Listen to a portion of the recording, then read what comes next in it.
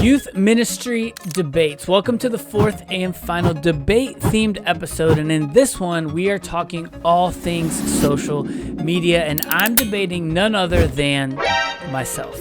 And I'm going to be taking two different stances. Stance number one is going to be on social media that is done for you. You download it out of a pack and you just set it and forget it, versus social media that is custom, social media that has your own voice and your own face. And we're going to be going head to head, myself versus myself. Welcome everybody to the Hybrid Ministry Show.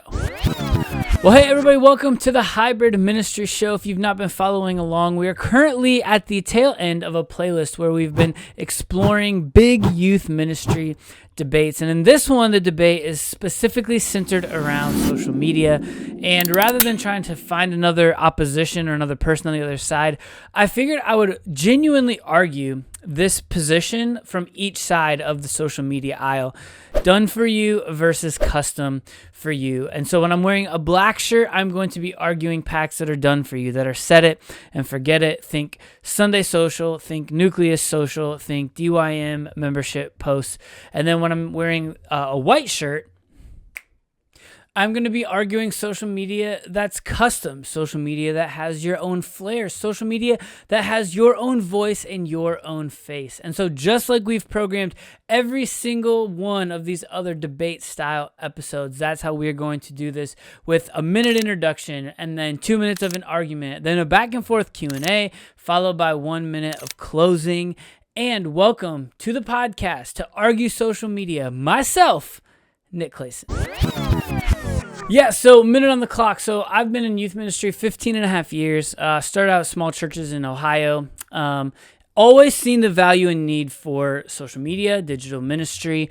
In fact, I read a book or listened to a podcast about exiles in Babylon. It was a Barna book, and it talked about the value of YouTube and how the next generation is going to be asking some of their heaviest and most theologically based questions on YouTube. Started kind of getting my gears turning around YouTube. I started a little like YouTube through my church podcast. Moved to a church in Chicago the first day COVID hit. And while we were there, obviously we had to come up with a digital and an innovative digital solution. And while we were doing that, it really like sparked my love, my continued love for social media, YouTube, and just digital ministry. And so kind of ever since then, I've seen the value of it, and I've seen the power behind doing a good job on social media. And then I moved to Texas, which next guy can take it away. Yeah, that's great. So I moved here to Texas in 2022. I came to be one of my really good friends. His name is Darren. I came to be kind of like his right-hand man, and learned a lot of stuff about digital and kind of poured into it and really like brought it to life here in the current setting that I'm serving in. Last summer, so about 8 months ago at this point, he stepped away to another role at another church, and I took over and assumed his role, which is a lot more management, and it's a lot more meetings and a lot more oversight of people. And so my schedule looks like this on screen here. This is a screenshot of my schedule. I actually sent it to him last week complaining, and I'm actually getting ready to hand social media over to a resident because I'm running out of time. No matter how well I'm mapping out and blocking my time, social media is great, but there are other things that are also taking my attention. So excited to be with you today. Yeah, okay, so 2 minutes on the clock. So I would say our goal as youth pastors is not to be content creators, not to be social media managers, but our goal as youth pastors and pastors in general working in the church, our goal is to be disciple makers. And we should be implementing and facilitating a system and a program that helps move students more meaningfully and significantly towards Jesus. And so I know and I believe that social media obviously is still important, and I believe that it has a role within the life of the local church, but I also believe that we should be primarily focusing on making disciples. And my argument for why you should consider done for you packs is while it's important, while social media can be a mechanism for life change and for disseminating the hope and the message of the gospel, I also know that as my calendar gets more and more full, as my plate gets more and more stacked up, and as I have more and more of those proverbial plates spinning, so to speak,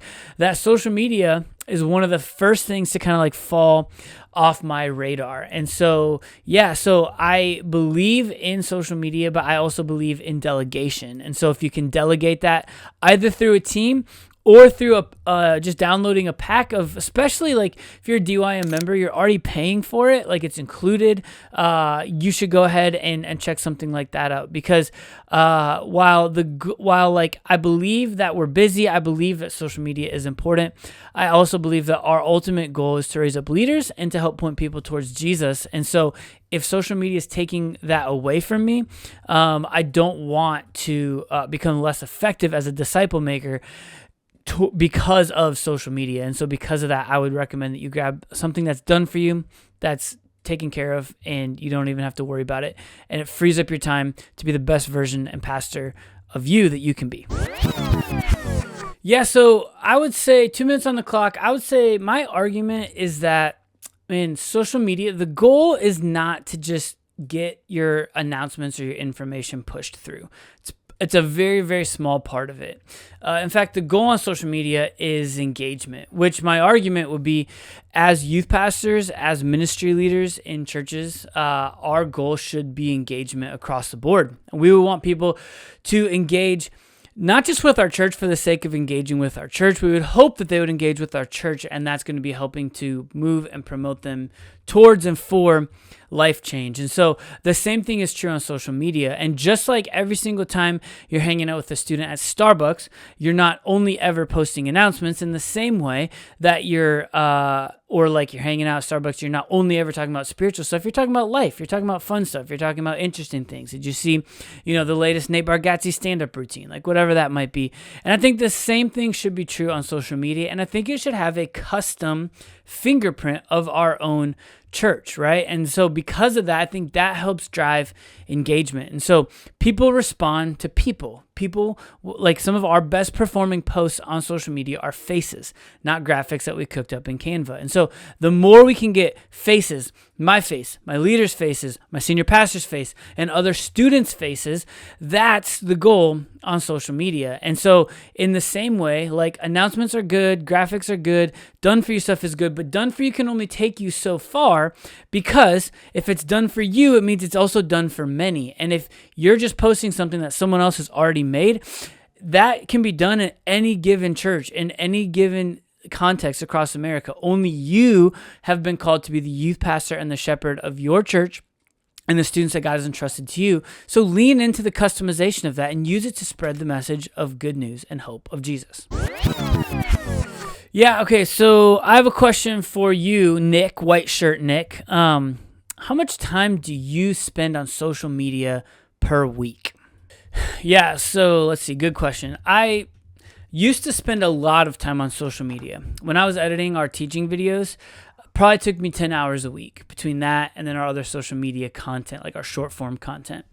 We finally built up our budget in such a way to be able to pay an editor, which I get, that's a luxury. Not everybody has that. I would also say, like, if you have the potential to just like film yourself in the back of the room with a camera, cameras have come a long way, even since I started at this church in Texas. And so you could probably get a decent camera, a decent lens, and a decent, like, what am I looking for? An adapter into your soundboard. You can probably get that for $1,000, $2,000. And again, you might have to work your way up for it. You might have to find a donor for it. You might have to raise some money for it. But you can put a camera in the back of the room and you can film your messages and you can use those for clips and stuff like that. And then AI has also come a long way. So to answer your question, I've spent a lot of time when I've done a lot of the work myself. But do things like OPUS.PRO, link down below if you want to check that out.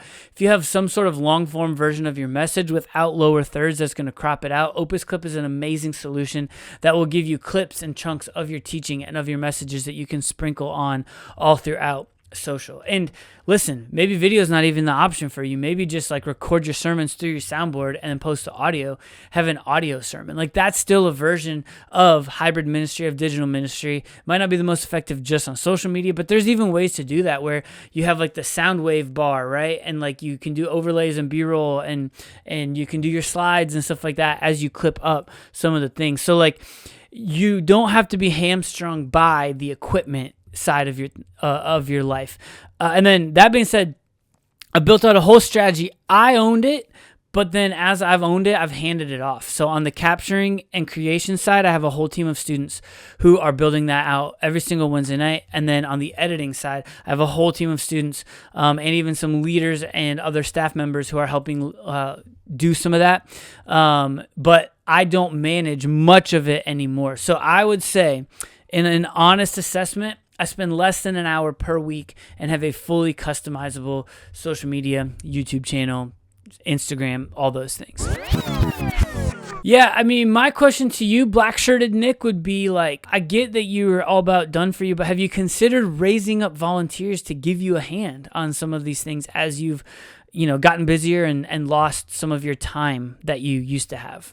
Yeah, actually, yes, I have raised up volunteers in my space. And that's one of the reasons why, the done for you stuff, I'm not so far down the done for you path. It's because of my own prep of raising up volunteers. So yeah, I have a couple of students, who I've raised up and who I've taught how to run and do social media for themselves, and how they, can, come in, edit off of our computers, our machines, our software that we spend the money for, that we've invested in, and they have my help, my troubleshooting ability. But if I didn't have them at this current juncture, I'm not sure that I would have as much time to devote towards, five days a week, 2 posts per day, 10 different pieces of content. Like, I don't know that I would have that amount of time to get something like that off the ground. So something that's a little more done for you, something that's just a little bit more turnkey.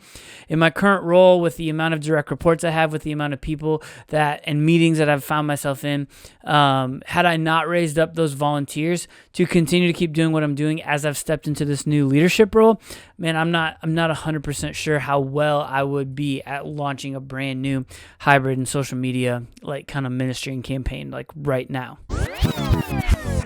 Yeah, so final minute on the clock. My final closing argument is honestly my own social media pack. And I don't mean for this to be like self-promotion and like a plug, but the fact of the matter is that I have a pack that has a whole done for you section. In fact, I was just on social media not 10 minutes ago, and one of the members from my cohort, I follow their youth ministry, I ran across a takes 60 seconds to pray post. I ran across one that I had made and I had created myself. And so I saw another youth ministry, I saw another youth pastor use my content for their own students. And that's why I would recommend this, because sometimes you have the bandwidth, sometimes you have the margin, and sometimes you have the creative energy, but other times you simply don't. And so you need something that's still good, that's still effective, and that's still going to push the mission of Jesus forward in your space, in your context, in your church. And you can do all that through your social media and on your social channels.